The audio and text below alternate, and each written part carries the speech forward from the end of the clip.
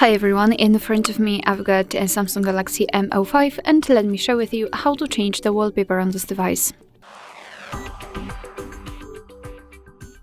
So let's start with opening the settings, and here we have to scroll and find wallpaper and style.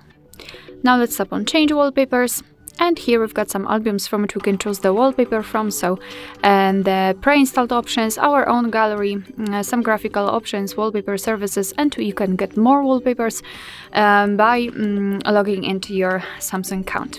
So all you have to do is to simply tap on the specific wallpaper. You can choose where you want to apply it, so on the lock screen, home screen, or both. And after marking specific options, simply tap on next. Now you can check how it will look like on the home screen, so if you're happy with your choice, just tap on done. Now we can go back, and as you can see, the wallpaper has been applied successfully. Alright, so that will be all. Thank you so much for watching. I hope that this video was helpful, and if it was, please hit the subscribe button and leave the thumbs up.